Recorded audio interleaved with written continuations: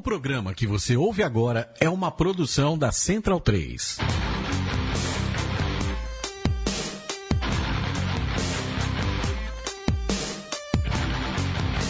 Começa agora o Xadrez Verbal.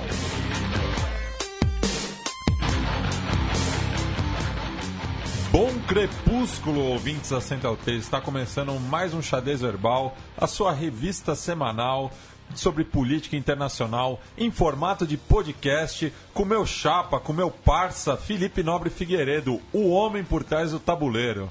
Você precisa arrumar uma forma de podcast e rimar com política internacional, entendeu? Em formato podcastal. Mas você viu que eu já até me mandei uma rima nova? Felipe Nobre Figueiredo, o homem por trás do tabuleiro. Segura, João. Não é bem rimo, foi fraca. Foi fraca, tá bom. O programa de hoje recebemos mais um convidado, professor de Relações Internacionais da GV, Matias Spector. Primeira vez que eu entrevisto um xará. Um xará com a grafia igual. Igual. Muita gente gostou do último programa, que recebemos novamente a professora Ana Luísa de Moraes Campos. Inclusive, o meu querido amigo Luiz Renato Oliveira Périco, de nome Garboso, disse que ela faz direito internacional parecer fácil. Olha, que elogio por um professor, hein? Você consegue fazer parecer fácil. Tá precisando passar de semestre, né? Não, mas ele não é aluno dela. Alguns recados dos ouvintes antes de começarmos. O Juan Funés, nosso ouvinte uruguaio, ele mora em São Paulo. Paisano. Eu achei que ele morasse no Rio. Não, ele mora em São Paulo. Eles estão morando em São Paulo há quase 3 anos. Juan, então larga a mão e vem fazer uma visita aqui. Vamos tomar um mate junto. Ele é um uruguaio. Não, mas é um uruguaio fake. Tinha que morar em Montevidéu para ser ouvinte uruguaio. Não, tem que morar em Buenos Aires. O nosso querido Guilherme Sena, com quem eu já gravei vai ter um bloco de jabá aqui, tá? Mas o nosso querido Guilherme Sena, que eu já gravei junto com ele no Anticast, né? Ele é o responsável pelo Brasília Leaks. Ele te lembrou que o deputado Valmir Assunção lembrou do massacre de Carajás no voto dele, no impeachment. E ele também lembrou que o Bob Dylan é de Minnesota. Sim. Lembrança também feita pelo Thiago Hansen, do Salvo o Melhor Juízo, o outro podcast sobre direito. Ele é professor de História do Direito lá no Paraná, manja muito de Idade Média. Quem também lembrou que o Bob Dylan é de Minnesota também foi o Biratã Leal. Que lembrou do Charlie Schultz e do F. Scott Fitzgerald. Exatamente, Charlie Schultz que criou o Snoopy. Você odeia Minnesota. Eu não odeio Minnesota, e só em minha defesa, o que eu quis dizer é que o Prince nasceu e morreu no grande estado de Minnesota. Ele não abandonou as suas raízes. Você odeia Minnesota. Vide a comoção em com Minneapolis. Kevin Love. Não, com Kevin Love também. Mas em Minneapolis e também no estádio, que ficou todo roxo. As luzes ficaram Fala roxo. Outra cidade do grande estado de Minnesota. São Paulo, onde mora o Lucas Camargo do Dragões de Garagem. Exatamente. Olha só. Ficou o bloco aqui de jabá, que ele disse que não tem... O Lucas Camargo disse que não tem maturidade para ouvir quando eu falo boom das commodities. Então. Mas enfim, né? Cada um é cada um. O Fábio Ciccione disse que, apesar de não ser auditor da Receita e sim analista tributário, sentiu-se abraçado pela gente. Um abraço. Vai abraçar o Neymar também. O Ronaro, cujo perfil do Twitter é TCC da Morte, disse que ele, inclusive, a sua professora de jornalismo na faculdade, comentou sobre isso, né, de colocar o Neymar em tudo que é canto. Várias pessoas explicaram pra gente que a editora Vozes é sim uma editora cristã, ela é da Ordem dos Frades Menores, vulgos franciscanos, ou seja, uma editora ligada a uma instituição, é uma editora católica, né? Já diria Gil. É uma editora católica. Né? Já diria Gil, o legislador. Um abraço pro meu aluno, Thiago Podza Negrão Fernandes, que escreveu um poema pro Erdogan, postou lá no YouTube. Um abraço para Flávia Bussato, que é brasileira, formada na ECA, mora em Maputo, Moçambique, e ouve o Xadrez Herbal com o namorado dela, que é moçambicano. Não passou o nome do namorado? Não passou. Então, um abraço para todos os nossos ouvintes moçambicanos, especialmente o namorado da Flávia, né, que o nome dele é esse agora. Né, todos os nossos ouvintes angolanos também. O Anderson ouve o programa jogando Civilization. Manda muito. E o Diego Borges, cujo perfil do Twitter é o Dr. Jekyll, fez o melhor slogan possível pra gente. Que é: festa num sábado à noite é coisa de adolescente. Adulto curte o sábado ouvindo Xadrez Herbal. Adulto também gosta de ir em loja de bricolagem. Um beijo pra Maíra, minha companheira De bricolagem? de bricolagem. Queria mandar um abraço também pro Paulo Castro, ele que já joguei com ele pelo Catadão e também pelo Crucificados pelo Sistema. Que falou que nunca foi um grande entusiasta de podcast, mas que aprendeu muito desse universo ouvindo o Xadrez Verbal. Então fica um abraço aí pro Paulo, que é lá da geografia também, lá do prédio mais à esquerda da Fefeleche, geograficamente. Não, mais à esquerda, então seria mais a oeste, né? A geografia são os inquilinos do prédio da história. Daí é uma provocação básica. Enfim, vamos passar pro primeiro giro de notícias, Fi? Passa logo, mano. Então passa a bola.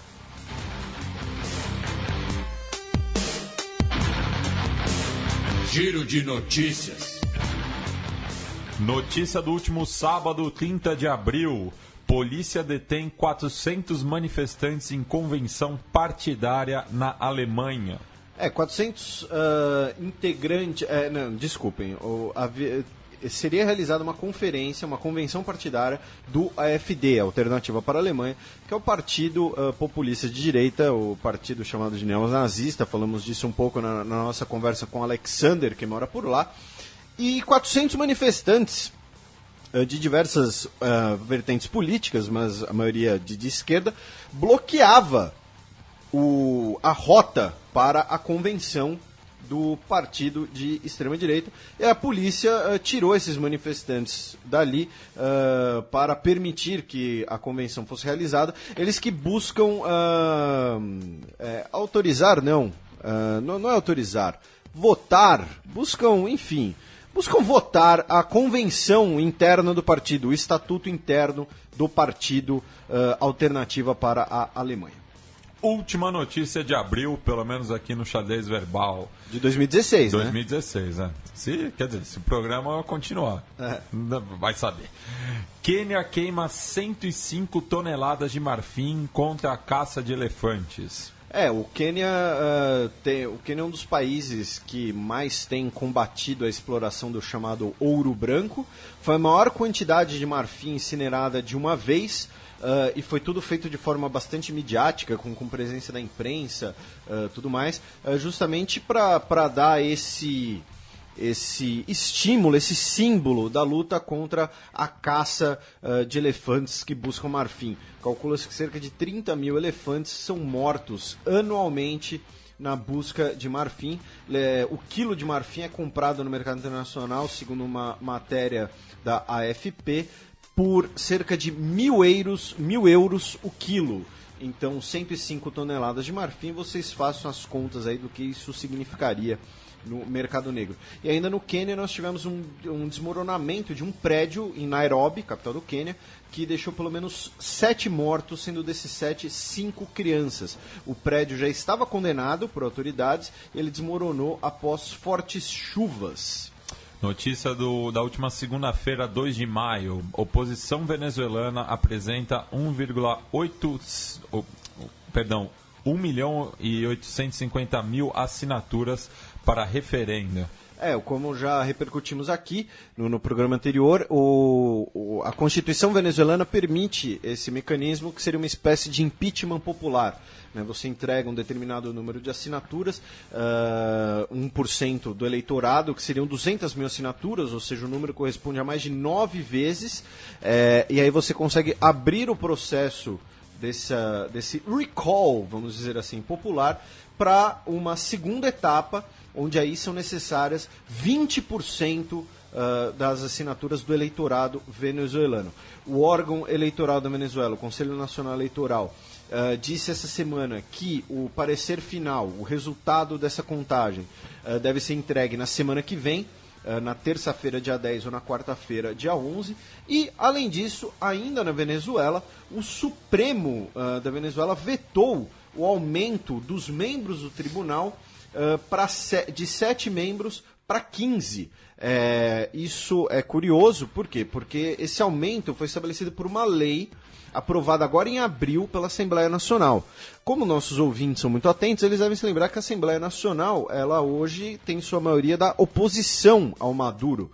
e eles pretendiam que esse aumento, mais de dobrar o número da Corte da Suprema Corte venezuelana, né, a o Tribunal Supremo de Justiça, que causasse então um processo de 8 indicações de juízes que teriam que ser aprovadas pelo legislativo de oposição, ou seja, seria um meio da noite para o dia, eles que acusam o Tribunal Supremo de ser controlado pelo Maduro, então do Supremo ter a maioria de integrantes agora de nomes apoiados ou pelo menos autorizados pela oposição. Isso está gerando bastante debate por lá, bastante polêmica na Venezuela, nosso vizinho ao norte. Notícia da última terça-feira, 3 de maio. Justiça investiga a ligação de Macri com offshores em Panama Papers. Estou chocado.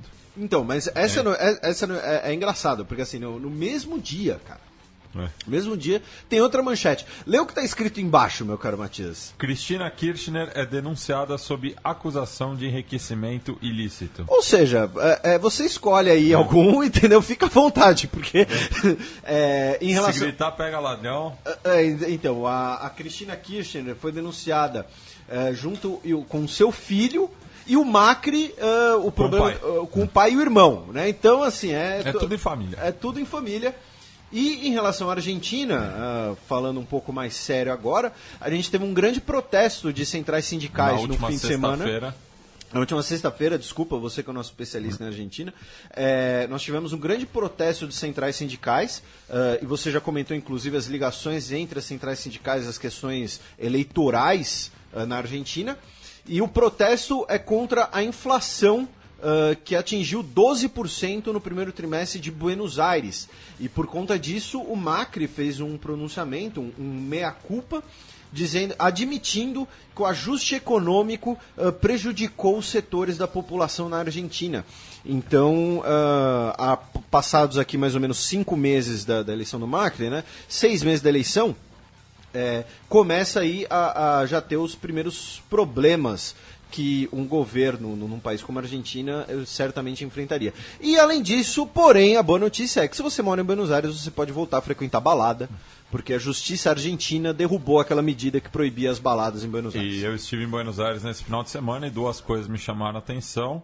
A primeira foi que no 1º de maio, que é uma data que tem um significado muito mais importante na Argentina do que no Brasil, só para dar um exemplo, a rodada do Campeonato Argentino é paralisada no 1º de maio, nenhuma equipe joga, porque o Sindicato dos Jogadores aprovou isso já faz algumas temporadas, e o Macri esteve no Sindicato dos Gastronômicos, que eu sempre falo desse sindicato por conta da figura do Luiz Barrionuevo, que era uma personagem central durante o menemismo, e justamente o Barrionuevo não esteve presente na visita do Macri. Então isso foi...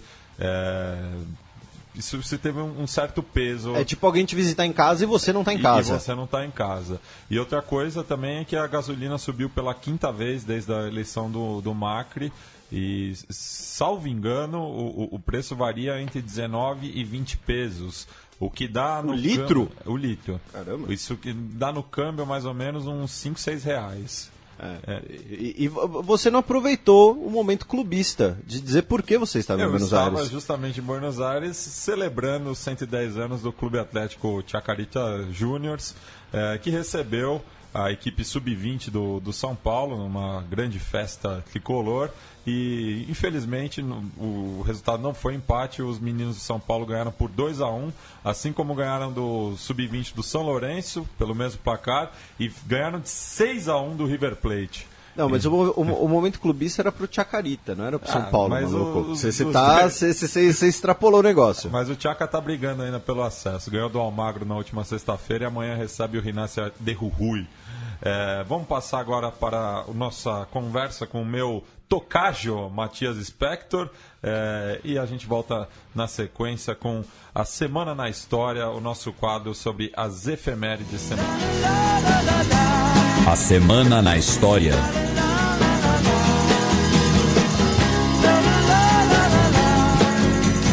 Na coluna aberta de hoje temos o prazer de conversar com o professor da Fundação Getúlio Vargas e colunista da Folha de São Paulo, Matias Spector. Seu xará. O Felipe sempre que recomendava um artigo do Matias, falava, tu vou recomendar aqui um artigo do Matias Spector, daí eu sempre ficava meio confuso, mas é um prazer recebê-lo, xará. Prazer todo meu, xará. Professor Matias, primeiro também um prazer recebê-lo aqui, sou leitor assíduo e sempre recomendo suas colunas para os nossos ouvintes. Não vou chamar você de senhor, já que já fui reprimido por isso, então apenas esclarecendo para os nossos ouvintes que não é falta de educação minha, mas enfim, a nossa conversa de hoje será sobre a relação entre a política externa brasileira e o impeachment, um tema que tem dominado a pauta de vários dos nossos programas e também tem sido foco de atenção sua em suas colunas. Para começar, então, professor Matias Spector, um panorama geral, como o processo de impeachment brasileiro tem sido recebido no exterior, não pelos veículos de imprensa, mas pelos estados? Ele é visto como um movimento legítimo, né? Nós tivemos a visita, a viagem do Aloysio Nunes aos Estados Unidos, inclusive discutindo esse assunto, a legitimidade do impeachment no exterior. Como você vê isso? Olha, eu acho que a recepção no exterior não é fundamentalmente distinta da recepção que a gente tem na sociedade brasileira, ou seja, há um grau relativamente alto de perplexidade com boa parte do estilo do que é a nossa classe política e com alguns dos dados da realidade que não são triviais, não é isso? O fato de que a linha sucessória brasileira está toda, sem exceção, manchada aí pela ou corrupção comprovada ou suspeitas de corrupção. A votação na Câmara dos Deputados, que teve um aspecto circense muito destacado, gerou mundo afora surpresa pelo estilo do que não só a classe política, mas o incentivo do político brasileiro médio diante de dezenas de milhões de espectadores que ele tem naquele dia para se comportar daquela maneira. Agora, de nenhuma maneira isso significa que haja um questionamento a respeito da legalidade ou da legitimidade do processo. Eu acho que é justo dizer que para a vasta maioria dos governos estrangeiros, entende-se que nenhum governo no mundo, numa democracia, um governo poderia sobreviver a um escândalo destas dimensões. Ou seja, o conjunto de problemas que trouxe o governo Dilma ao fim, incluindo aí a crise econômica, a crise de gestão política, mas sobretudo a Lava Jato, que é o maior escândalo de corrupção envolvendo um país que se tem registro na história, muito difícil qualquer governo sobreviveria a uma coisa dessas. E eu entendo que governos estrangeiros, a sua vasta maioria, tem essa opinião. É natural esperar a queda do governo nesses termos.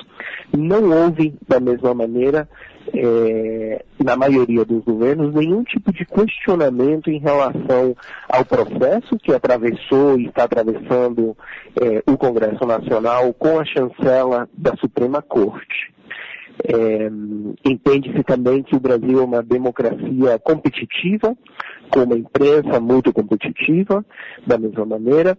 Então, fora raras exceções, né, a gente teve aí declarações dos governos do Equador e da Bolívia, e da Equador, Bolívia e Venezuela. Com essas três exceções, de modo geral, eu acho que o processo de queda da Dilma está sendo recebido com certa naturalidade, sem que isso tire, evidentemente, a surpresa com o que são essas características da política brasileira profunda, né, que vieram à tona ao longo dos últimos dias. Nada disso nos diz que daqui para frente a recepção do eventual governo Temer será tranquila, né? Tem de ver como evolui o noticiário.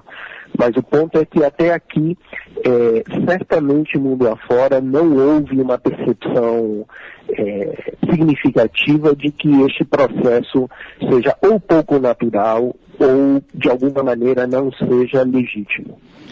E aproveitando ainda a relação entre a política externa e o processo de impeachment, antes da gente pensar, né, como você colocou, do eventual governo Temer, o nome mais especulado para o Itamaraty nos últimos dias é o nome do José Serra, né, que é um político, economista político ligado ao PSDB, senador pelo PSDB.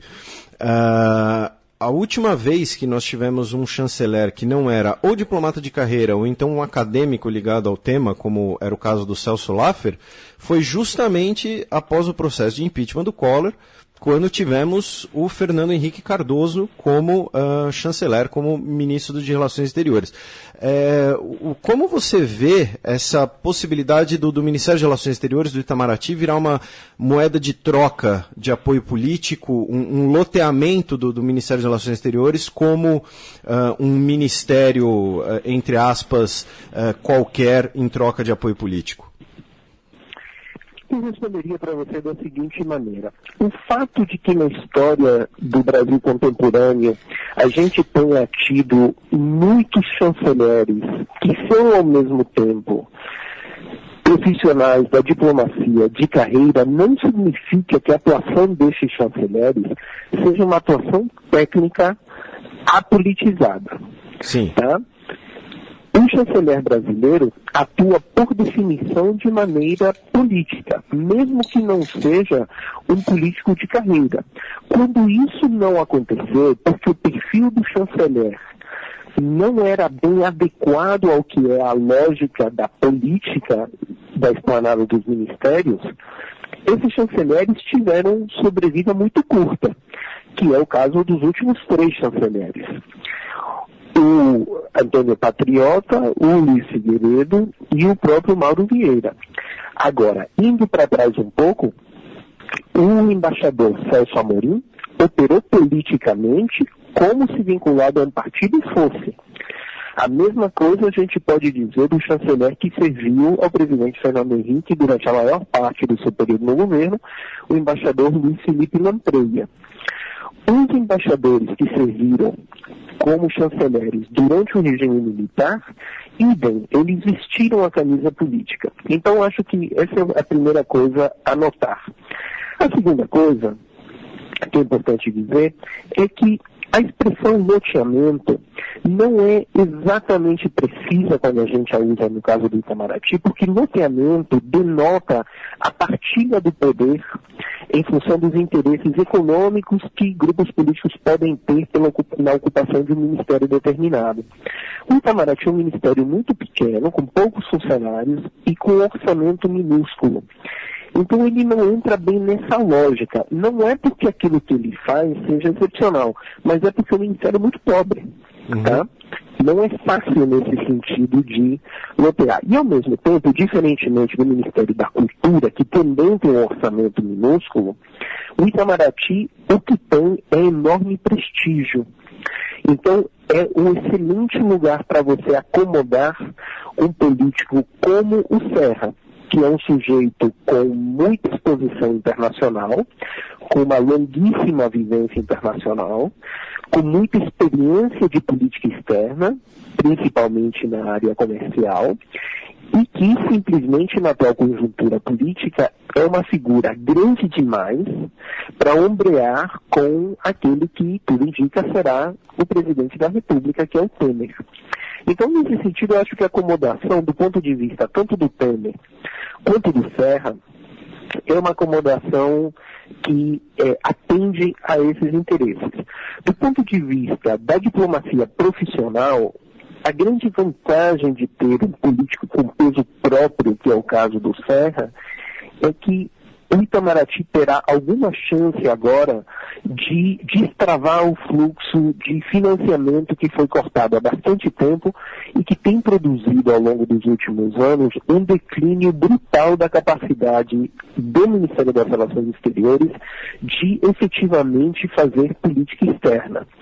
há problemas com financiamento básico para a infraestrutura diplomática do Brasil, as embaixadas, os consulados, mesmo coisas triviais como passagens de trabalho, o pagamento de contas de luz e de telefone, enfim, uma série de gargalos orçamentários que o Itamaraty tem sofrido com muita intensidade, que precisam ser revertidos, que não são de fácil reversão, tendo em vista o quadro fiscal do Estado brasileiro, e que, portanto, necessitarão de alguém com peso suficiente, capacidade suficiente para criar uma exceção aí no quadro do Ministério do Planejamento.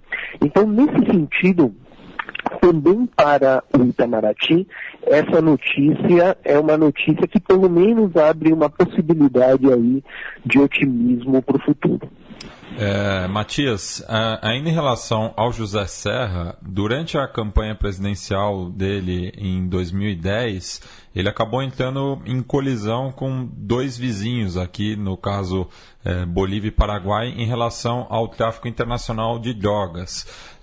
Como uma eventual nomeação dele, qual o efeito, na verdade, uma eventual nomeação dele para a chancelaria repercutiria dentro do Mercosul?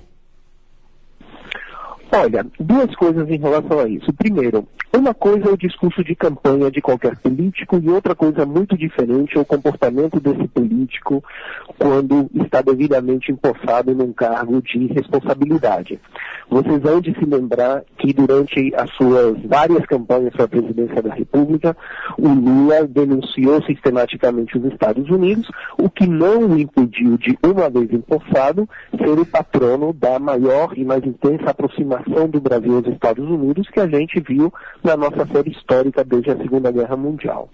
Então, é necessário criar essa distinção. Eu acredito que um Serra chanceler exposto ao que é a bateria de reuniões do Mercosul, de nenhuma maneira criará cisânia aí com os países da vizinhança.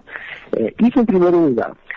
Em segundo lugar, o que sim é importante que você mencionou, e eu acho que isso talvez seja o principal ponto de mudança numa eventual chancelaria Serra, é a questão do Mercosul.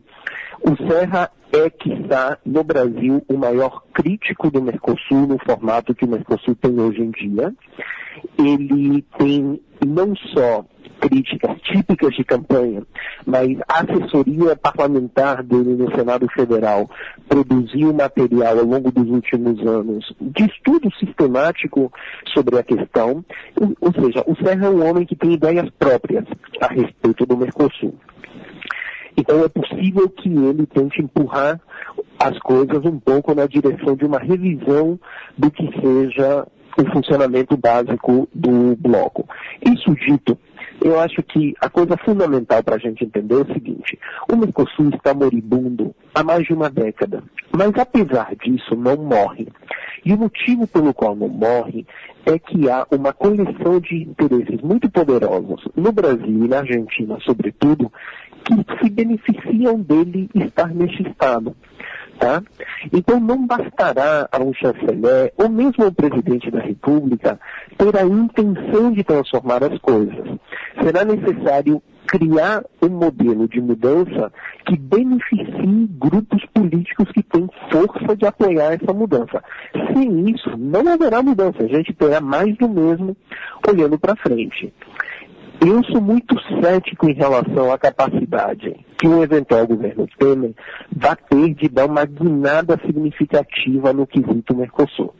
O primeiro motivo é a fraqueza de origem com que este governo chegou ao poder. O segundo motivo é o fato de que este é um governo com uma data muito próxima para acabar. Qualquer mudança na estrutura do funcionamento do Mercosul vai levar mais de 2 anos de gestação, que é o tempo de sobrevida que este governo teria, pelo menos olhando para frente do ponto de vista de hoje, né? Sabe-se lá o que vai acontecer nos próximos meses.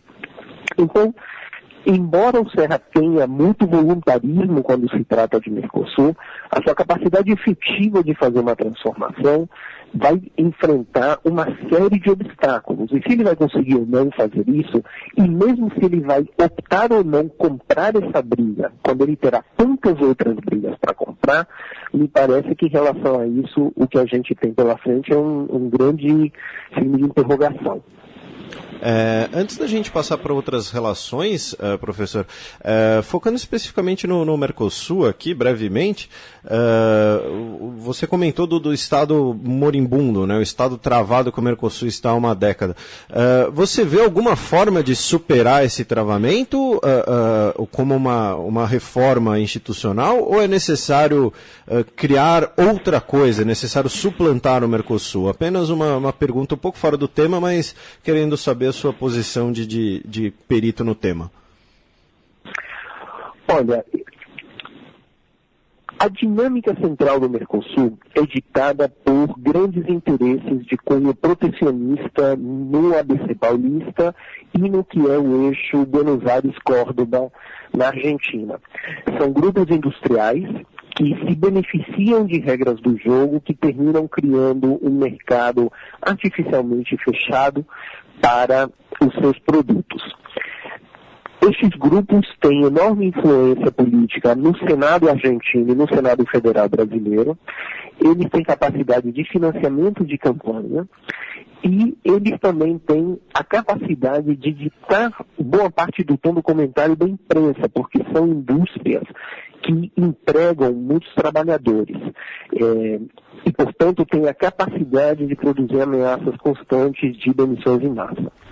Então, eu sou muito cético em relação à capacidade que qualquer governo aqui ou lá venha ter de conseguir produzir uma mudança nas regras do jogo escritas. Agora, o que sim é possível fazer é aquilo em que tanto o presidente brasileiro quanto o presidente argentino têm alta discricionalidade, que é a implementação de negociações pontuais.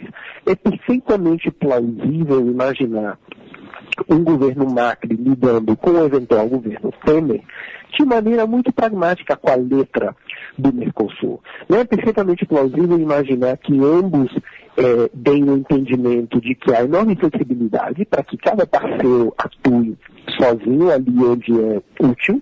Isso, na prática, isso já acontece. E que cada um possa seguir o seu ritmo, a associação com que são os outros vizinhos da região que estão vinculados entre si pela Aliança do Pacífico. Tá? Aquela negociação que, em tese, produziria ou deveria produzir mais união dentro do Mercosul, que é a negociação com a União Europeia, é uma negociação que está travada há mais de uma década, ou melhor, perdão, não está travada, mas ela avança a passo lentíssimo. Cada vez que se dá um passo para frente, são dois para trás. Nada sugere que ali as coisas vão mudar. Os interesses protecionistas europeus não estão em nenhuma condição de oferecer concessões significativas para o que são os interesses agroexportadores dos países do Mercosul. O projeto europeu está profundamente fragilizado, portanto a capacidade que Bruxelas tem de fazer ofertas pesadas, ambiciosas, é muito, muito limitada, e tudo indica que continuará sendo assim no futuro próximo. Tá? Então eu acho que o entendimento que vai terminar vingando entre o Macri e o Temer é um entendimento muito pragmático, entendeu? Cada um vai seguir ao seu ritmo. E finalmente, para acabar, acho que é importante ressaltar algo que gera muita confusão. Tanto o governo Macri quanto um possível futuro governo Temer são descritos pela imprensa como governos de centro-direita. E subentende-se que isso faz deles governos relativamente liberais no campo econômico. No entanto, é fundamental que a gente entenda que nem o Macri, nem o Temer dão sinal algum de acreditarem em livre comércio. Pelo contrário, os seus grupos políticos, a sua estrutura básica de poder, assenta-se sobre grandes interesses protecionistas, não liberalizantes. E isso é fundamental para a gente, olhando para frente, ter uma ideia de em que medida a gente vai ver uma guinada real na política de comércio exterior do Mercosul ou não. Matias, falando agora de outro bloco no qual o Brasil faz parte e que também está no momento de crise, eu queria que você discorresse um pouco sobre o distanciamento do BRICS em relação a este novo governo, aspas. Desculpa, a última parte da pergunta eu não consegui ouvir. Em relação ao BRICS com o novo governo do porvir. Se existe uma possibilidade de distanciamento, de rediscutir essa relação. Entendi. Olha, eu não acredito num distanciamento em relação aos BRICS por parte do governo Temer, por dois motivos. O primeiro é que o investimento da política externa brasileira em BRICS é um investimento muito baixo para um retorno muito alto. Ou seja, o custo de você manter vivo o grupo BRICS é baixíssimo, demanda poucas reuniões por parte do presidente da República, um pouco mais de engajamento por parte de seu chanceler, algum engajamento por parte de outros ministros, mas de modo geral não é um modelo de coalizão muito demandante, nem de tempo, nem de recursos materiais de cada um dos seus membros. Então, como o custo é baixo, porém o retorno é alto, e é alto porque são encontros que têm enorme visibilidade, são encontros que ajudariam um presidente Temer, que enfrenta uma situação doméstica super complicada e complexa, ajudaria ele a ganhar um verniz de estadista, que ele ainda não tem. E, portanto, eu acredito que nesse quesito eu não prevejo nenhuma mudança muito significativa. Mas há um segundo motivo pelo qual eu acho que é plausível esperar que o Temer mantenha a relação com os BRICS no mesmo ritmo que a gente viu com a Dilma, que é o fato de que o agrupamento BRICS é a melhor oportunidade que o Brasil tem de ter tempo dedicado à relação com a China. A China hoje em dia é o principal parceiro comercial do Brasil, tende a continuar sendo o primeiro ou segundo parceiro comercial, e a China não é um parceiro comercial simples, a China joga duro com o Brasil. Há poucas coisas que o governo brasileiro pode fazer efetivamente para influenciar a política em Pequim. E o Foro BRICS, os encontros dos BRICS, oferecem ao governo brasileiro oportunidades sistemáticas ao longo de um ano de engajar os chineses. De novo, é uma operação de baixo custo que traz este benefício adicional e que, portanto, não cria grandes demandas. É claro que o Temer possivelmente não terá uma linguagem corporal de abraço em relação a grandes países em desenvolvimento no mesmo ritmo que o Lula. Mas isso a própria Dilma já não tinha. Então não vejo aí uma grande guinada, não. Então, você vê que você acabou antecipando o que seria a minha próxima pergunta, que é essa possibilidade do distanciamento das chamadas relações Sul-Sul, né? As relações foram muito cultivadas durante a chancelaria do Celso Amorim e que uma eventual chancelaria do Serra daria prioridade às relações, por exemplo, com os Estados Unidos. Então, esse distanciamento das chamadas relações Sul-Sul, você vê como algo muito plausível, então? Não, olha só, eu te diria duas coisas em relação a isso. Primeiro, o Serra é um nacionalista, tá? É evidente que não é essa a imagem que vinga na esquerda brasileira. Lembre-se da campanha da Dilma de 2010, no qual a pecha que ela tentou colocar nele, e com grande êxito, foi a de privatista, né? A ideia de que o Serra privatizaria a Petrobras. É uma ironia, né? Tendo em vista o processo de concessões iniciado ali pelo governo do PT. Inclusive os impactos que isso teve sobre as privatizações que hoje estão acontecendo dentro do que é a comunidade Petrobras, né, de empresas e subsidiárias. Então, a primeira coisa é que o Serra é um nacionalista, o pensamento do Serra nesse sentido, E quando o Serra era ministro da Saúde, vocês se lembrarão, ele liderou o processo de desafio às grandes farmacêuticas multinacionais em prol dos interesses dos países em desenvolvimento.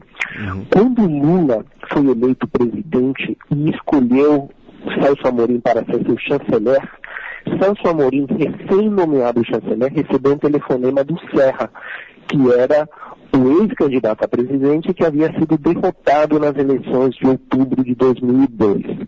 Ao telefone, o Serra disse ao Celso Amorim: embaixador, se eu tivesse ganho as eleições para a presidência, o senhor também seria meu chanceler. Tá? Então, confundir o Serra com o protótipo do entreguista não só é uma injustiça com a personagem, mas também é um erro factual, grosseiro, que a gente precisa rapidamente eliminar.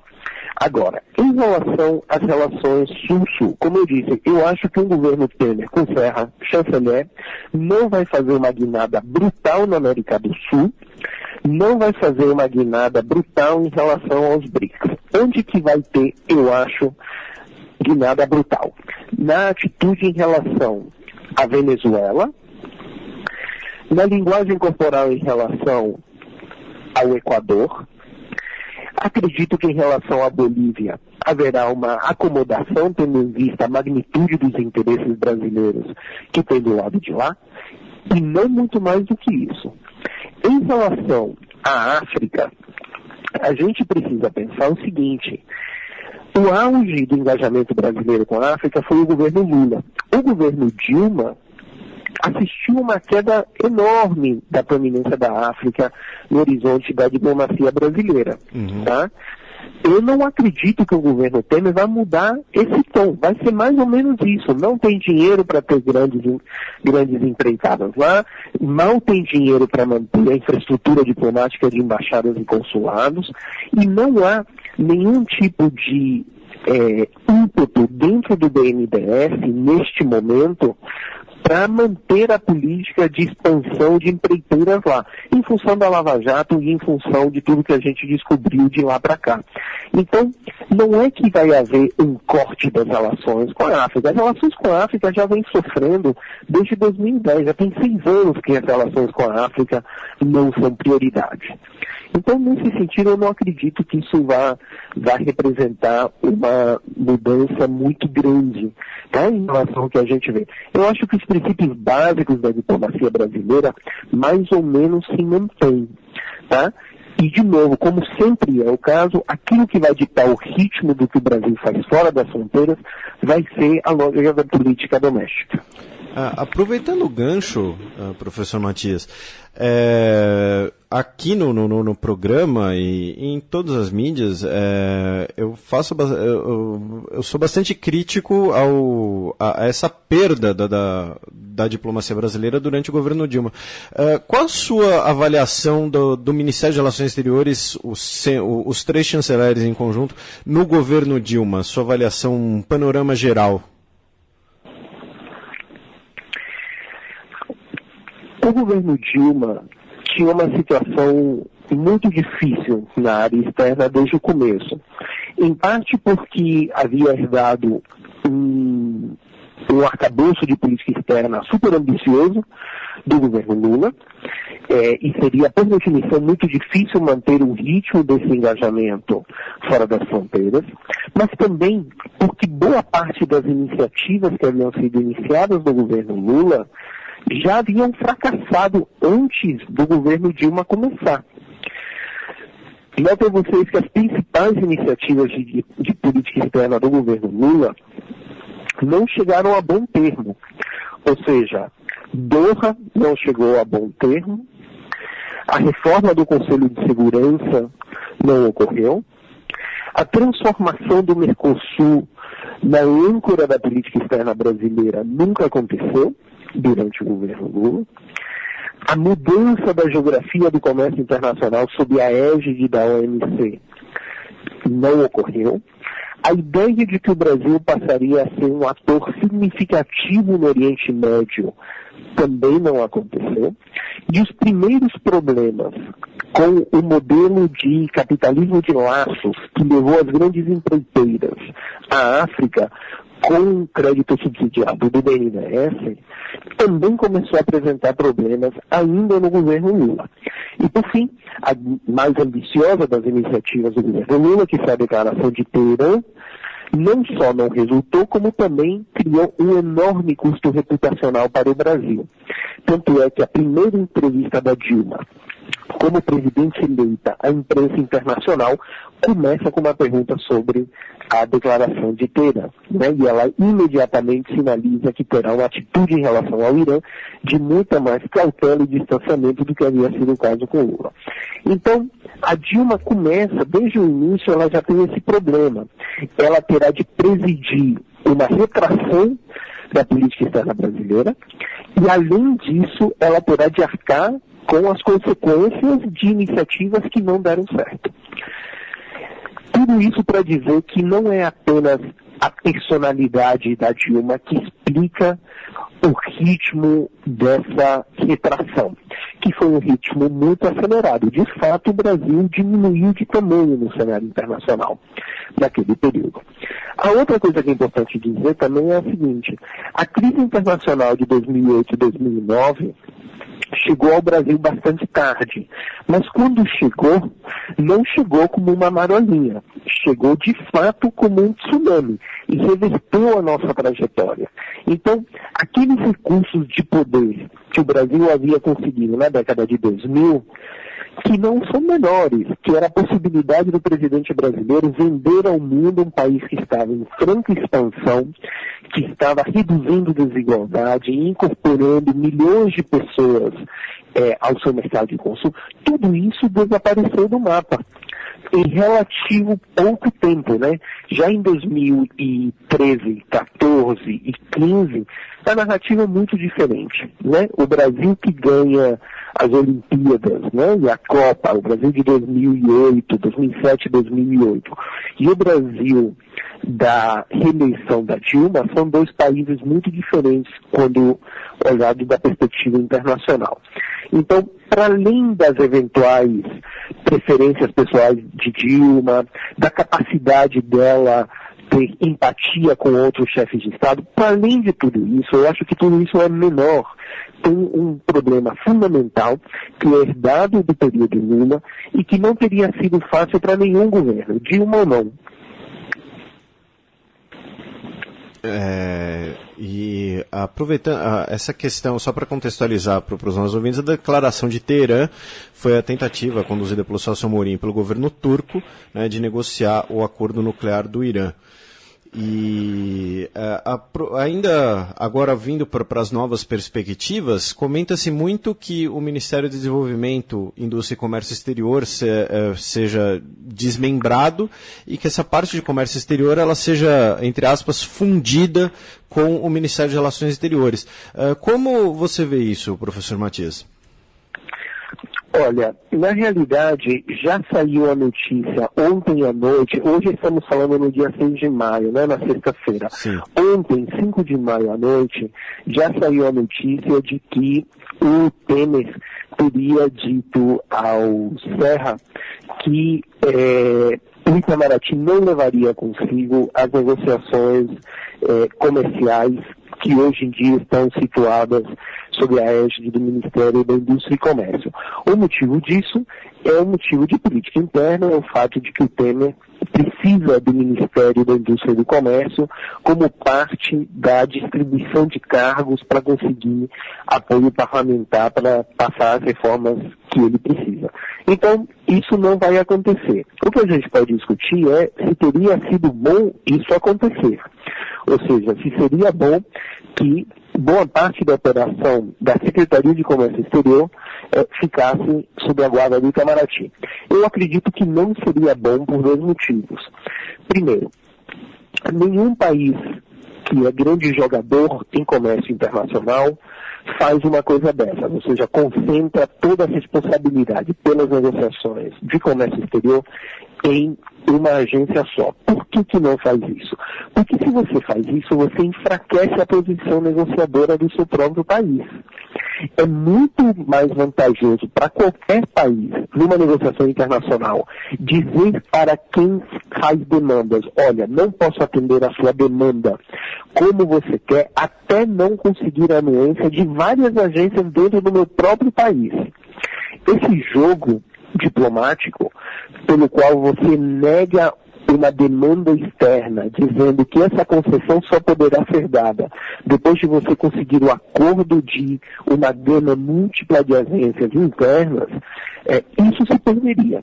Tá? Então, é por isso que a maioria dos países pulveriza o seu processo de engajamento com o comércio exterior. O segundo motivo pelo qual eu acho que não seria bom para a política de comércio exterior do Brasil é o seguinte: o Itamaraty concede o comércio internacional do ponto de vista de relações de poder. O Itamaraty, por profissão, por necessidade, pensa o comércio internacional do ponto de vista político. Faz demandas e faz concessões levando em conta não a tarifa média de produtos, não o acesso à população brasileira a esses produtos, mas sim cálculos que têm a ver com outras negociações que estão acontecendo simultaneamente com outros países. Isso tem a sua utilidade, mas esse não pode ser o único norte da política comercial, porque o fato é que a política de comércio exterior de qualquer país tem enorme impacto redistributivo sobre o país. Ou seja, parte do motivo, por exemplo, pelo qual a inflação brasileira tende a ser alta, é porque o Brasil é a economia mais fechada do grupo BRICS. Como é uma economia relativamente fechada, onde entram poucos produtos competitivos do exterior, você abre a possibilidade que produtores locais elevem o preço dos seus produtos para o mercado interno. Isso acontece muito aqui no Brasil, principalmente na área de comida e de calçados, né? O que gera essa situação absolutamente típica da nossa desigualdade, que é a situação pela qual o rico brasileiro pode viajar para o exterior para comprar camisas, cuecas e sapatos feitos com algodão brasileiro no exterior mais barato do que compraria no próprio Brasil, enquanto o pobre brasileiro é punido por esse sistema e é obrigado a pagar mais caro por um produto que poderia ser adquirido a preço mais baixo se houvesse comércio livre. A gente não tem isso no Brasil, mas imagine você que houvesse um aplicativo para o celular que você pudesse levar para o supermercado e você pudesse, para cada produto, identificar quanto você pagaria por ele se o Brasil engajasse em livre comércio. O impacto disso é brutal. Então, qualquer política de comércio exterior precisa conciliar essas coisas. Por um lado, o cálculo político-diplomático, por outro lado, o cálculo do impacto redistributivo em casa da sua postura de comércio internacional. Por isso é tão importante você poder dividir as responsabilidades do comércio. É bom que tenha tensão entre as agências brasileiras, nesse sentido específico, tá? Perfeito. E, professor Matias, para já não tomar muito mais o seu tempo, antes da gente passar para o encerramento, existe algum aspecto que nós não abordamos aqui que você acha interessante, algo que você queira levantar? Fique à vontade, o microfone é seu, aqui é o entrevistado que fala. Olha, eu só gostaria de notar uma coisa para a gente fechar, que é uma coisa que não tem recebido, eu acredito, a devida atenção. A nossa crise política e econômica é de uma magnitude tão intensa que a gente se esquece de olhar para ela em perspectiva global. Todo comentário público sobre o que está acontecendo no Brasil é um comentário autorreferenciado, né? É tudo sobre a lógica da política e da economia no Brasil. No entanto, acho que vale a pena notar o seguinte: o fenômeno pelo qual você tem processos de crise política que estão erodindo o eixo político-partidário que deu estrutura a grandes democracias, abrindo espaço, seja para extremos à esquerda ou extremos à direita, geralmente à direita nos últimos anos, que abre espaço para personagens que não têm vínculo partidário forte, como Trump, que abre espaços para dilemas enormes que eram impensáveis até muito pouco tempo atrás, como, por exemplo, a possibilidade real da Grã-Bretanha sair da União Europeia, ou, por exemplo, a possibilidade de um governo alemão cair por causa do tema da imigração. Todo este momento de enorme efervescência política que a gente está vendo mundo afora tem alguns aspectos em comum. E quizá, eu acho, vale a pena tentar explorar de maneira mais sistemática quais são esses aspectos em comum e de que maneira esses aspectos em comum ajudam a explicar a crise brasileira.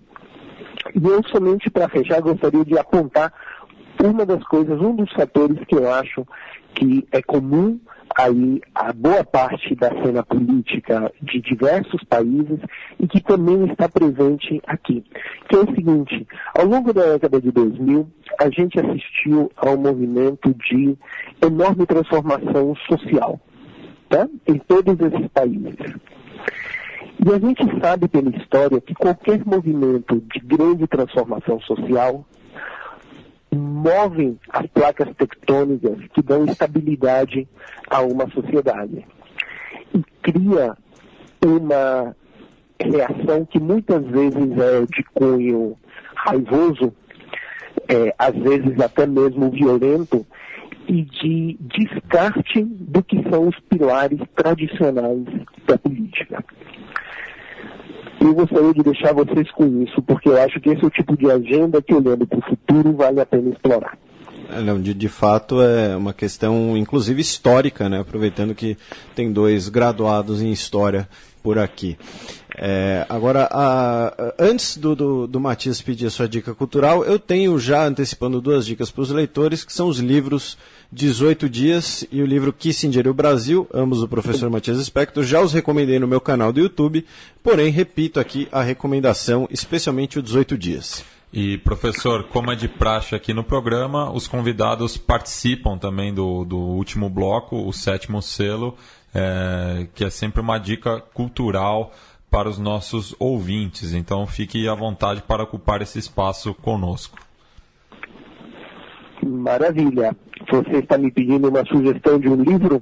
Isso. Um livro, um filme, uma música, o que você preferir. Maravilha. Eu gostaria então de recomendar um livro que acaba de sair, traduzido pela Companhia das Letras, do historiador Mark Mazauer, cujo título é O Império de Hitler. É um livraço, quiçá o melhor trabalho de história que eu li nos últimos 5 anos, eu diria, e é magistral porque olha para o que foi a ocupação do Hitler da Europa como um sistema imperial. Nunca ninguém tinha feito isso dessa maneira. E nunca ninguém tinha feito um estudo em profundidade que pudesse mostrar as ineficiências realmente brutais do que foi a construção atabalhoada desse império, e ajuda a explicar o porquê do resultado da empreitada do Hitler. É uma leitura absolutamente deliciosa que recomendo vivamente. E para ficar também no Império do Hitler no quesito cinema, a minha recomendação é um filme chamado Ida. É um filme polonês que, se eu não me engano, saiu ano passado, em 2015, talvez 2014, e é a história de uma freira católica polonesa que descobre ser, na realidade, filha de judeus que foram assassinados aí fim da Segunda Guerra Mundial. É um filme belíssimo, muito emocionante e também uma aula espetacular de história. Muito obrigado, professor. Muito obrigado e apareça quando quiser. Foi um prazer esse papo. As portas estão sempre abertas. Muito obrigado. Obrigado a vocês. A Semana na História. –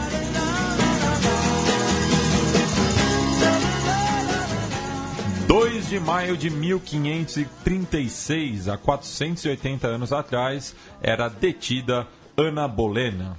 Ana Bolena, que todo mundo conhece porque a história dela, né, tá ligada ao início da reforma anglicana da igreja, né, já que o maridão dela, o Henrique, queria o divórcio, o Papa não quis dar o divórcio, então ele falou, tá bom, então eu vou criar minha própria igreja que me dá o divórcio para poder casar com a Ana Bolena, só que depois, em parte porque ele já tinha outras amantes, em parte porque a Ana Bolena não teria dado um filho homem para ele e tudo mais, ele se livrou da Ana Bolena mandando prendê-la, dizendo que ela era adúltera, incestuosa e bruxa, e ela foi condenada por isso e foi executada por isso. E ela foi interpretada pela Natalie Portman no filme The Other Boleyn Girl, de 2008. E a Maria Bolena interpretada pela Scarlett Johansson, enquanto que o Eric Bana era o Henrique VIII.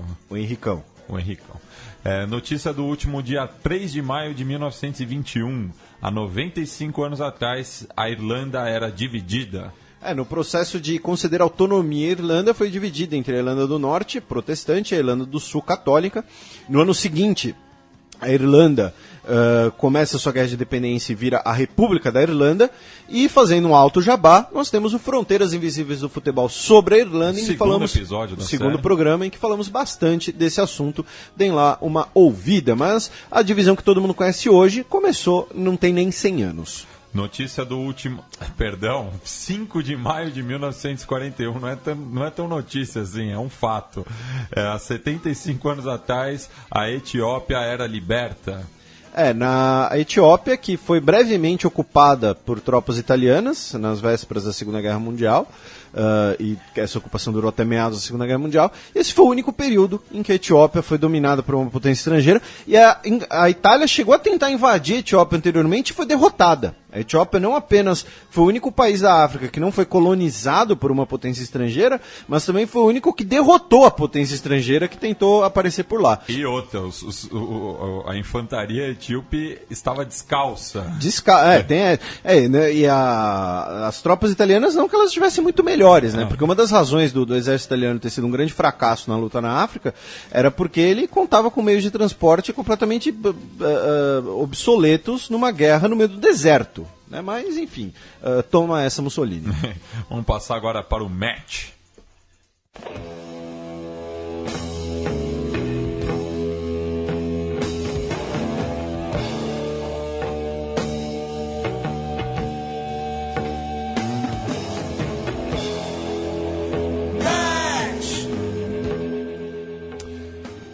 Notícia da última terça-feira, 3 de maio. Ted Cruz abandona a corrida pela eleição nos Estados Unidos. Sobrou ele. Sobrou ele, o homem do topete, né, Donald Trump. Por isso que, né, a gente no início a gente tinha ideia de só comentar as primárias dos Estados Unidos após termos a decisão dos dois candidatos. Só que primeiro, muitos dos nossos ouvintes pediram pra gente falar bastante desse assunto antes, né? Tanto que o Guga Chakra falou bastante sobre isso quando participou daqui. Um abraço pra ele. Que sei que nos ouve de vez em quando, o pessoal cita ele no Twitter e coloca a gente, retuita pro Xadrez Herbal e tudo mais. E nos Estados Unidos, o que acontece agora é, o Ted Cruz abandonou a corrida, o outro candidato, o Cassidy, também saiu da corrida, anunciaram a desistência. O Ted Cruz, inclusive, quando anunciou a desistência, após o resultado de algumas primárias estaduais, se não me engano, do Mississippi, ele, quando foi anunciar, ele foi abraçar toda a sua equipe, sua esposa, para anunciar, né, triste e tal. Ele deu um safanão na esposa, né, porque não ensaiou direito o abraço. E aí no dia seguinte o Cassidy também saiu da corrida, e aí só sobrou o Trump. E o que acontece? O Trump hoje ele tem a maioria da vitória eleitoral do Partido Republicano.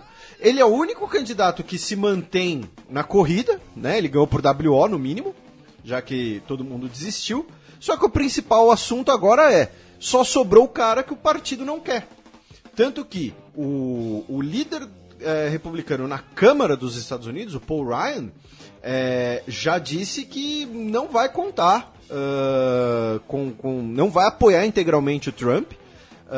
A família Bush descarta apoiar o Trump. Alguns senadores republicanos dizem que vão esperar a convenção nacional para tomar uma posição. Então corre-se o risco do Partido Republicano ter um candidato à revelia, por assim dizer, né? Que é uma coisa que a gente já estava mencionando antes, que os democratas eles têm um mecanismo para impor o seu establishment, né? Que são os superdelegados. O editor do Daily Caller, ele fez um texto opinativo dizendo que a Hillary é preferível ao Trump, assim como a malária é preferível ao ebola. Porque a Hillary e o Trump, eles lideram em rejeição. É bizarro isso, mas eles estão ganhando as eleições e ao mesmo tempo eles lideram em rejeição. E o Trump é considerado o pré-candidato com maior rejeição da história dos Estados Unidos, por alguns veículos de mídia. Então, corre-se o risco do Partido Republicano ter um candidato à revelia. E curiosamente não, né? Bizarramente, né? O Trump já deu mais uma declaração polêmica sobre isso, né? Dizendo que se o Partido Republicano não apoiá-lo, os Estados Unidos vão virar uma Venezuela ou uma Argentina. Né? Não sei, para ele a Argentina é ofensa. Mas então assim, nós temos uma situação muito curiosa agora nos Estados Unidos em relação à corrida republicana, né? A Hillary, por mais rejeição que ela sofra, ela tem uma rejeição menor do que o Trump, e agora tem, segundo o Financial Times, existem republicanos moderados que declaram apoio a Hillary. Se o Trump for apontado pelo Partido Republicano como o candidato do partido. Desculpem que é a gaguejada bizarra. Né? Então, assim, os Estados Unidos hoje eles vivem uma situação muito curiosa de um impasse muito grande por conta dessa política, dessa vertente, digamos assim, caricata que o Donald Trump ele tem para as pessoas e que muitas vezes ele assume, né? Ele assume essa vertente caricata com, entre aspas, orgulho, né? Então, nós temos uma situação muito curiosa e pior ainda, né? Que o Partido Republicano pode ter um candidato que jogue contra muitas das questões republicanas dos últimos anos, né? Por exemplo, o Trump ele é um isolacionista, como eram os republicanos da década de 1920, como era o Hoover. Coisa que os republicanos atuais não são, né? O Partido Republicano, por exemplo, que promoveu as principais intervenções dos Estados Unidos nos últimos anos. Então, é uma situação muito curiosa, essa que vive o Partido Republicano e os Estados Unidos. Para melhorar ainda mais a caricatura da situação, os Rolling Stones notificaram a campanha do Trump, pedindo que o Trump pare de usar músicas dos Rolling Stones em comícios, em campanha, ou seja, não querem ser ligados ao Donald Trump. O R.E.M. também já tinha solicitado isso. Vários, passado, o Aerosmith já também. E outra coisa que é curiosa também é que pelas declarações do David Cameron em relação ao Trump e suas políticas, se o Trump for eleito presidente dos americanos, pela primeira vez desde a Aliança Especial, lá do fim do século XIX, as relações entre Estados Unidos e Reino Unido podem não ser no mesmo idioma, né? Fazendo uma piadinha bem cretina aqui, né? Já que todo mundo fala inglês.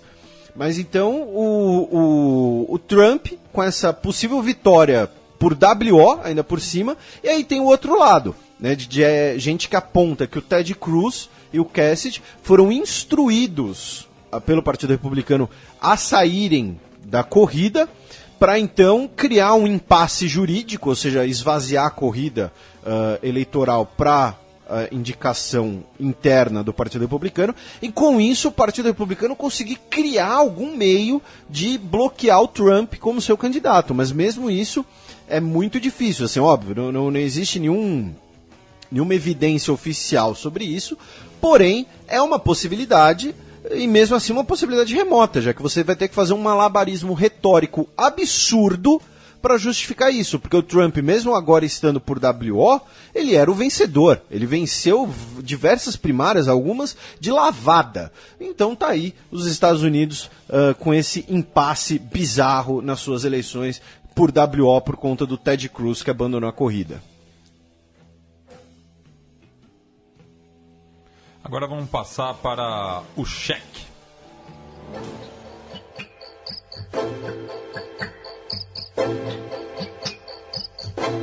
Cheque.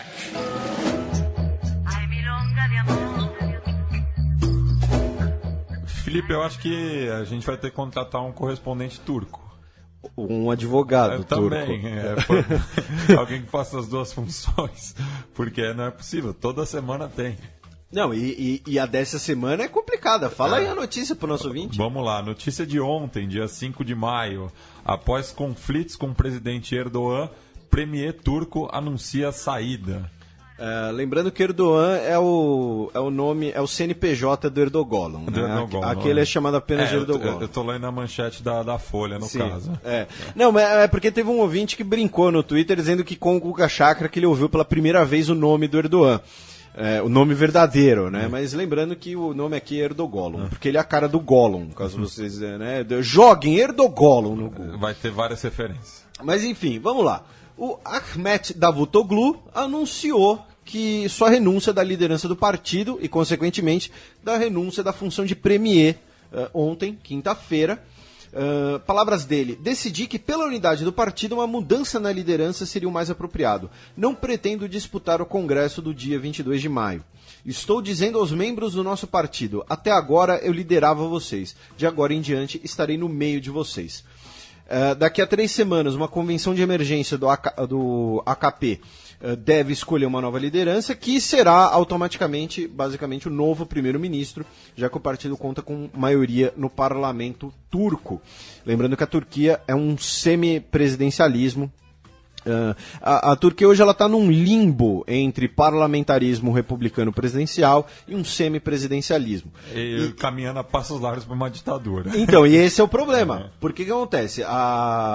O motivo da renúncia do Davutoglu, ele não falou nada do ponto de vista oficial de conflitos com o Erdogan, não falou nada de olha, estou saindo porque não tolero mais esse cara. Porém, dizem que eles têm grandes divergências em relação ao lidar com os curdos e a prisão de jornalistas. Que, né, a gente sempre comenta aqui, né, que o Erdogan acha que prender jornalista sei lá, é esporte, alguma coisa assim, é tudo bem. Inclusive, tem a notícia de hoje que a Turquia mandou prender 2 dos principais jornalistas do país. O Can Dündar, que muita gente talvez já tenha visto em algum momento, porque ele tinha muitas entradas na BBC, e o Erdogan. Ambos foram condenados hoje. Então, né, essa questão de jornalista seria um assunto sensível.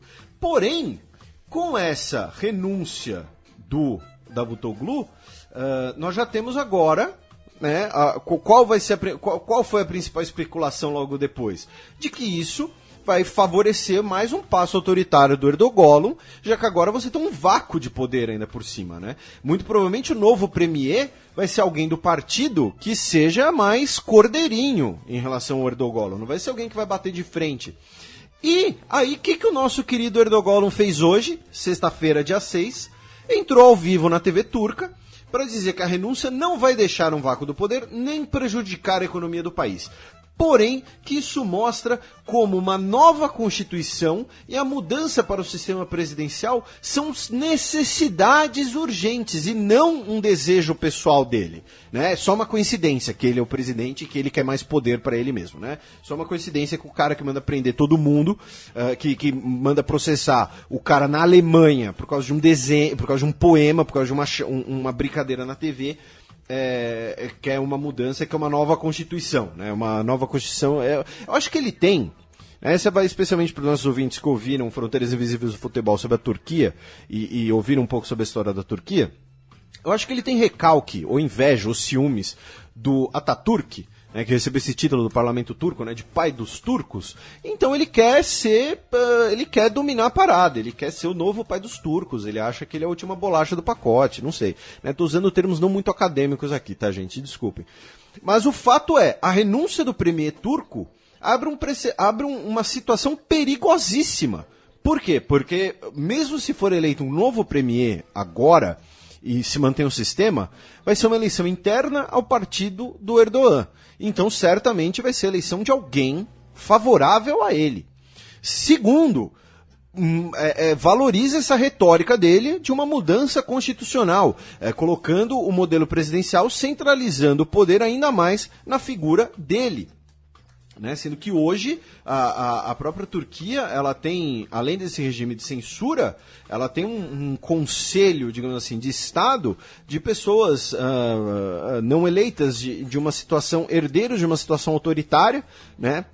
A disputa interna da Turquia em relação ao o pensamento religioso na política, né? Lembrando que o principal rival do Erdogan é um clérigo, e a saída do Davutoglu aconteceu pouco depois da Comissão Europeia recomendou essa semana que os países europeus suspendam a necessidade de turcos solicitarem vistos. Ou seja, você ainda tem mais um fortalecimento da Turquia no cenário político internacional, especialmente na Europa. A gente já comentou do acordo de refugiados, em que, basicamente, resumindo aqui, para quem não viu, para quem não pegou, a União Europeia vai pagar para a Turquia fazer a filtragem de refugiados que buscam entrar na Europa, vai pagar para a Turquia manter campos de refugiados, e além disso parte desse dinheiro será obviamente destinado a outras coisas no Estado turco. E agora tem essa outra vitória em relação à Europa, de que agora os turcos não precisarão de visto para viagens de turismo, para viagens de até 90 dias rumo à Europa. Ou seja, agora você tem um governo Erdogan fortalecido pela Europa, e cujas instituições turcas estão cedendo a ele. E ele, agora ele tem essa retórica fortíssima pedindo por uma nova Constituição. Lembrando que se trata do cara que mandou chamar uma nova eleição porque não conseguiu o número suficiente para a reforma constitucional que ele queria. Ele quer essa reforma constitucional a qualquer custo, que vai deixar o governo turco mais centralizado ainda, mais poderoso, na figura dele, e vai aumentar ainda mais o autoritarismo que já existe na Turquia.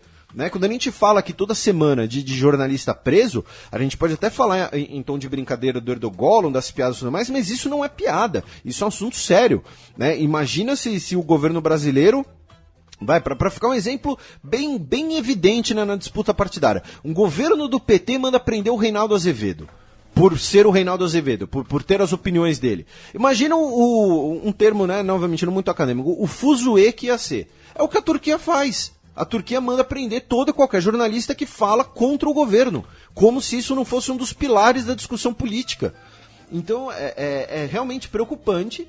E essa renúncia brusca, não esperada, né? Por exemplo, a Der Spiegel fala em retirada sem razão, o The Guardian fala que o Erdogan vai reforçar seu apego ao poder, então é uma situação muito complicada. Agora, saindo um pouco da Turquia, você tem complementos em relação à Turquia? Não, vamos atravessar a fronteira ao sul, falando da Síria, né? Que a situação ainda está longe de ser normatizada. Sim, só que essa semana nós tivemos uma boa notícia, entre aspas, né, na quarta-feira, que os Estados Unidos e a Rússia acertaram a ampliação do cessar-fogo à cidade de Alepo. Lembrando que a cidade de Alepo, ela ainda tem algumas regiões sobre comando de rebeldes e células do Daesh, porém as tropas sírias do governo Bashar al-Assad com apoio aéreo russo já tomaram os subúrbios da cidade, já entraram na cidade. Alepo, que é a segunda maior cidade da Síria, né, ou pelo menos era até o início do conflito. A maior cidade da Síria, obviamente, é a capital Damasco. Então nós temos a extensão desse cessar-fogo em Alepo, permitindo inclusive a entrada aí de suprimentos médicos, toda essa questão de atendimentos. Que também leva hoje saiu uma notícia de que uma cidadezinha perto de Alepo foi tomada por tropas do governo Bashar al-Assad e tivemos 73 mortos, sendo desses 43 rebeldes e 30 integrantes do exército sírio. E nós tivemos também essa semana, novamente, infelizmente, ataques aéreos que atingiram campos de refugiados. Né? Anteriormente nós tivemos hospitais como alvo. Nós tivemos pelo menos 28 mortos, vítimas de um ataque aéreo de um acampamento de refugiados ao oeste de Alepo. E teria sido justamente esse ataque que foi o estopim, digamos assim, para a negociação, para a extensão do cessar-fogo à cidade de Alepo. A gente vai dar mais uma notícia da Síria mais para frente, porém agora passando para o Irã. A gente repercutiu aqui há algum tempo atrás a eleição legislativa no Irã, e agora nós tivemos o segundo turno, em que novamente, felizmente, os moderados, os reformistas do Irã conquistaram a maior parte das 68 cadeiras que estavam sendo disputadas no segundo turno. Agora resta ver se os partidários do presidente Hassan Rouhani, né, que é um moderado, conseguiu maioria, já que dos 290 cadeiras do parlamento, pelo menos 86 estão com a linha dura e 61 com independentes, ou seja, pessoas que podem flutuar de uma posição a outra, porém as apurações têm que ir até o fim. Ainda no Oriente Médio, Israel anunciou um ataque aéreo contra posições do Hamas na faixa de Gaza essa semana. Não tivemos notícias de mortos ainda, porém é muito provável. Teria sido atacado um centro de suprimentos que recebia material bélico por aqueles túneis, né, que passam por debaixo do muro, que foi um dos estopins da última ofensiva de Gaza. No Iraque, nós tivemos a ocupação, né? A gente chegou a falar da ocupação do parlamento do Iraque na semana passada? Não lembro. Acho que não chegou entrando no programa, porque foi na sexta-feira. Passamos batido. Que foi por causa do horário, na verdade. Mas na sexta-feira, manifestantes ocuparam o parlamento iraquiano, que fica na chamada Zona Verde de Bagdá, que era a zona de alta segurança, onde fica o parlamento, os ministérios, embaixadas estrangeiras. E no fim de semana, no dia 1º de maio, esses manifestantes saíram depois de uma negociação, depois que o governo se comprometeu a negociar as pautas dos manifestantes. Os manifestantes são apoiadores do clérigo Muqtada al-Sadr, que cobra uma mudança no sistema político, na proporção parlamentarista do Iraque. Lembrando que o Iraque está passando também por uma onda forte de denúncias de corrupção em relação ao governo. Né? Isso não é algo... É algo, de certa forma, novo no Iraque, né? Já que não tinha muita denúncia de corrupção no governo de Saddam. Tinha só corrupção, não tinha denúncia. Finalizando em relação à questão dos hospitais, na terça-feira a ONU pediu mais proteção a hospitais e instalações médicas em zonas de guerra, justamente por conta dos acontecimentos em Alepo. Lembrando que nós tivemos ataques parecidos no Iêmen e no Afeganistão. E como contraste, o Pentágono disse que os ataques a um hospital dos Médicos Sem Fronteiras no Afeganistão, que deixou 42 mortos, não foi um crime de guerra. Então, os 16 militares responderão a processos disciplinares internos, não responderão criminalmente, sendo que 2 semanas atrás o governo americano disse que os ataques russos num hospital perto de Alepo eram crimes de guerra. Né? Então, assim... além da questão da contradição, seria muito melhor se eles parassem de atacar hospitais. Mas, enfim, é só um comentário. Mas, enfim, fica à vontade aí para as suas observações, Matias. Se você não tiver nenhuma, você passa para o próximo bloco. Você que manda. A gente passa para o segundo bloco do Giro de Notícias.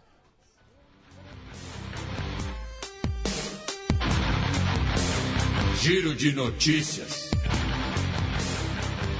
Notícia da última terça-feira, dia 3 de maio. União Europeia e Estados Unidos minimizam vazamentos sobre acordo comercial. Então, essa questão... Na Inglaterra, nos últimos dias, a gente teve alguns debates interessantes.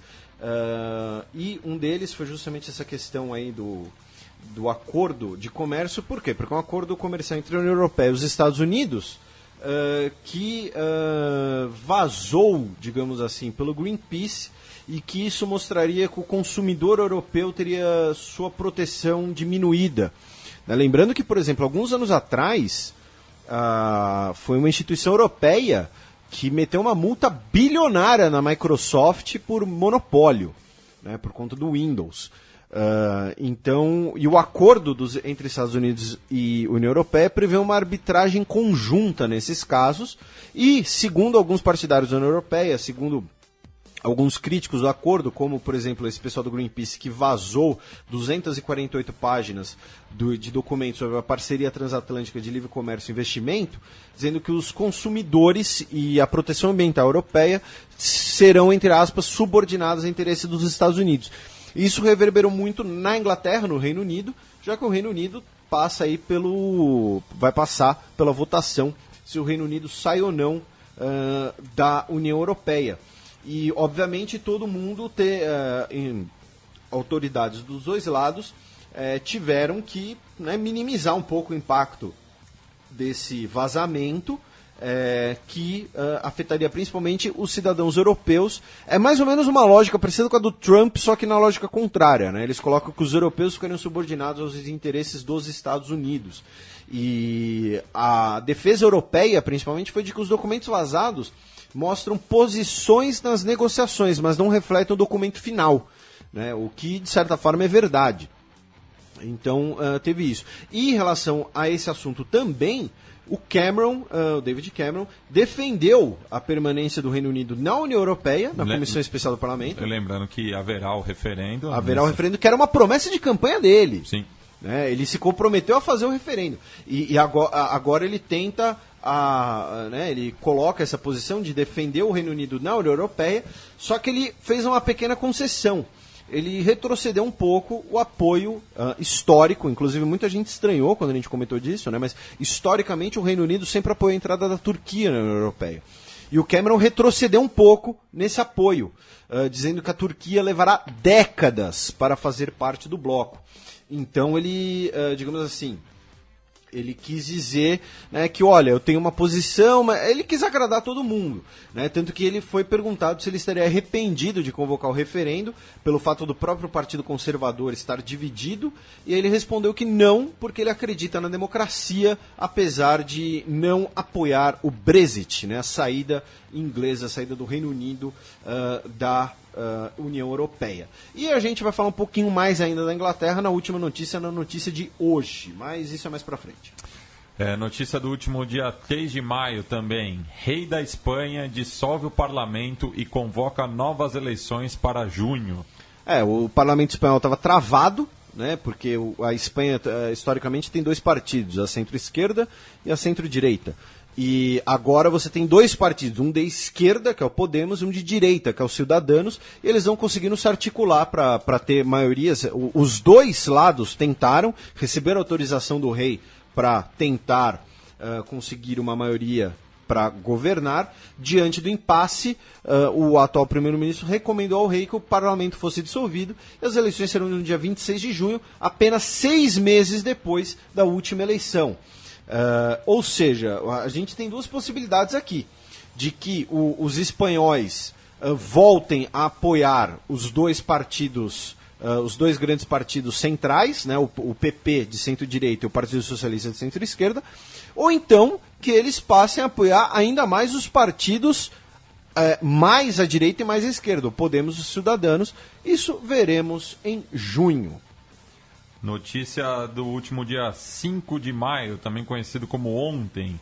Estudantes chilenos fazem protesto por reforma no sistema educacional. Essa notícia é atemporal. Essa era, como você bem colocou. Nós tivemos um protesto na quinta-feira para exigir do governo Bachelet alterações na reforma da educação, né? Já tem uma reforma, eles querem uma reforma maior ainda. Explica um pouquinho aí, Matias, por que essa demanda estudantil no Chile é tão comum, tão presente? Isso vem desde do regime do ditador Augusto Pinochet, que privatizou as universidades públicas. Então, desde o começo dos anos 80 que os estudantes chilenos lutam pela universalização do ensino superior, já que inclusive as universidades públicas são pagas. E isso ficou muito latente, tanto na revolta dos pinguinos em 2006, quanto nas últimas revoltas estudantis em 2011. Tanto no governo Bachelet quanto no governo Piñera, e agora volta essa onda de protestos no governo Bachelet. Eram pinguins protestando? Não, pinguinos é o nome que se dá aos secundaristas, por conta do uniforme que eles usam. Que parece um pinguim. Que parece um pinguim. Assim como a educação infantil em Montevidéu, eles parecem pipoqueiro. Sim. É um jaleco, com um laço gigante. Um abraço novamente para o Juan Funes, que deve ter usado esse uniforme. Manda uma foto, Juan Funes. Por favor. Breaking news, Felipe. Trabalhistas já comemoram vitória de candidato muçulmano em Londres. O Partido Trabalhista tinha como candidato o Sadiq Khan, que ele é filho de um motorista de ônibus e de uma costureira paquistanesa, e ele seria o primeiro muçulmano a governar a capital inglesa. Ele está com 44,2% dos votos, embora o resultado ainda vá ser confirmado mais tarde. Nós tínhamos 10 candidatos, e ele, o principal opositor, né, que teria sido derrotado por 9 pontos pelo Khan, foi o conservador Zac Goldsmith, que inclusive a questão da eleição de Londres, muito do debate, muito da publicidade. Um abraço para o nosso ouvinte Sidney JV, talvez ele possa esclarecer um pouco sobre isso, mandar algum material. Ela girava muito em torno da imagem dos dois, uma questão bem de luta de classes quase, né? Já que o Sadiq Khan, ele era filho de um motorista de ônibus, de imigrantes, que cresceu num conjunto habitacional para pessoas de baixa renda. Já o Zac Goldsmith, ele é filho de um bilionário, ele é dono de diversos negócios imobiliários, lembrando que Londres é uma das cidades cada vez mais caras, onde a especulação imobiliária é cada vez maior. Eu recomendo o filme Rock and Roll. Rock and Roll. Tirou as palavras da minha boca, meu filho. E um deles seria governante de Londres, né? O Sadiq Khan, que cresceu na vida, na sua carreira, e teve uma carreira política exatamente como um muçulmano que combate o extremismo. E o Goldsmith, que ele sempre foi um grande financiador de campanhas dos conservadores. Inclusive, ele seria um grande brother, um grande truta eleitoral aí do David Cameron. O resultado está para ser confirmado ainda, porém os trabalhistas já comemoram com as apurações preliminares e com as bocas de urna, em que teria confirmado a vitória do Sadiq Khan, que já colocou que abre aspas, sou sim muçulmano, mas sou londrino, britânico de origem asiática e torcedor do Liverpool. Estranho isso, né? O cara ser londrino e torcedor do Liverpool. Londres tem um time de futebol a cada esquina e o cara foi torcer pro Liverpool. Ele vai começar bem o governo. Vai começar bem, pior. Mas deve ser porque ele cresceu na época que o Liverpool ainda ganhava título, né? Aí você já está entrando numa seara complicada. Mas enfim, então tá aí a notícia de hoje. Como eu disse, a gente ia voltar para Londres. Bem, o Liverpool está numa final europeia e o Neymar não. Então não tem menino Neymar essa semana. O Neymar está ausente de várias coisas. Não sei se ele está ausente do DRPR. Tem gente aqui nesse estúdio que diz que não critica mais o Neymar por isso, porque realmente é um saco declarar o imposto de renda. Mas não vou citar quem. Não sou eu. Também não sou eu. Enfim, vamos chamar o Sobrou quem, Leandro?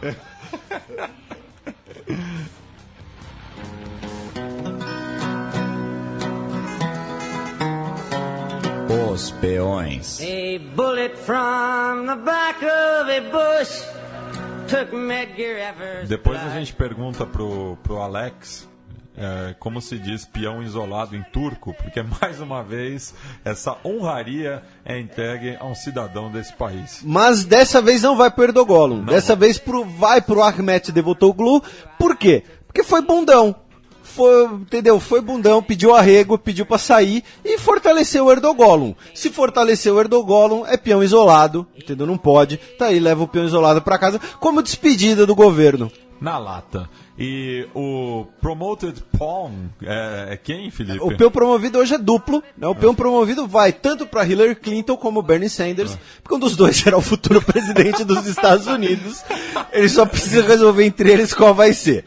Pode até fazer uma dobradinha, né? Entendeu? Um ser vice do outro. Um dos dois vai levar. Se botar, sei lá, o cachorrinho do Obama lá, esqueci o nome do cachorro na candidatura, leva também agora. Bueno, e vou chamar agora as dicas culturais.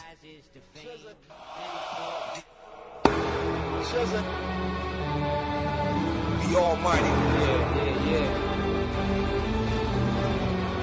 The time has come. Mugs.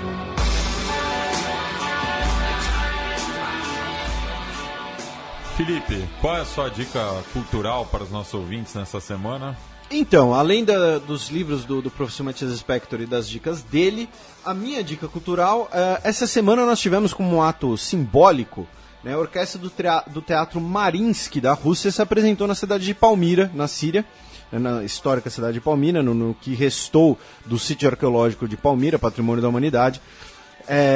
Em que pese o lado político, já que obviamente essa apresentação foi pelo apoio russo ao governo sírio, o regente dessa orquestra é muito amigo do Putin, inclusive essa mesma orquestra tocou na Ossétia do Sul em 2008, depois da guerra, lembrando que a Ossétia do Sul oficialmente do ponto de vista internacional é parte da Geórgia, porém foi uma imagem muito bonita, né, de uma força simbólica muito grande, e por isso minha dica é o filme Arca Russa. É um filme que, à primeira vista, é um filme cabeça, entre aspas, dirigido pelo Alexander Sokurov. Foi filmado no Museu de São Petersburgo, é como se o museu ganhasse vida. É impressionante o filme.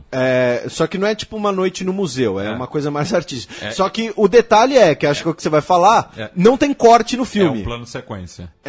Eu vou até checar aqui, 1h35 sem corte, indo de uma sala para outra, com os personagens entrando e saindo. E quem já visitou o Hermitage sabe como é grande aquele museu. Então, assim, é 1h35 sem corte, um só plano sequência. Os caras devem ter ensaiado a exaustão, como só na Rússia soviética, acho que eles deviam ensaiar. Então tá aí a minha dica, o filme Arca Russa, dá pra achar fácil pra assistir, assistam. E a minha dica são duas. Primeiro, o documentário A Revolta dos Pinguins, do Carlos Pronzato, que justamente fala sobre o movimento estudantil no Chile em 2006. E a sketch Parlamento Espanhol, do programa de comédia Cruz e Raja, da TVE, da Espanha, que era tocado pelos comediantes Juan Muñoz e José Mota. Essa sketch de 2006 faz uma sátira com o Zapateiro, mas mostra também a zona que é o parlamento espanhol. Bem lembrado, no parlamento turco, essa semana, os caras saíram no braço também. Também teve essa. É sempre muito interessante quando essas tretas acontecem no Oriente distante, né? no leste da Ásia. Sempre rola um fight. Um judô. Enfim. Felipe, antes de passar para a música de encerramento, últimas considerações. Agradecer a todo mundo que nos ouve, todo mundo que nos apoia, todo mundo que nos divulga. Se você não faz isso, faça. É basicamente isso. Siga o Xadrez Verbal nas mídias sociais. Tem Facebook, tem Twitter, tem um canal no YouTube. Os e-mails estão um pouco atrasados, mas eu estou lendo e vou responder todos, juro, prometo. E finalmente, né, esse final de semana agora, teremos o Dia das Mães. Então mandar um abraço para todas as nossas ouvintes que são mães, mandar um abraço para as nossas mães. Né? Beijo, Belinha. Mandar um abraço para Maíra, esposa do Matias. Primeiro Dia das Mães. Primeiro Dia das Mães propriamente dito. E é isso, feliz Dia das Mães para todo mundo, e até a próxima, e sigam no Twitter, e eu já tô me repetindo, e eu amo vocês. Eu amo todos vocês, eu amo o Bob Marley também, que vai fechar o programa com a música War, do álbum Rastaman Vibration, de 1976. E essa música é quase uma transcrição literal do discurso que o imperador etíope Haile Selassie fez na Assembleia Geral da ONU em 4 de outubro de 1963. Então vamos fechar o programa com War, na voz de Bob Marley.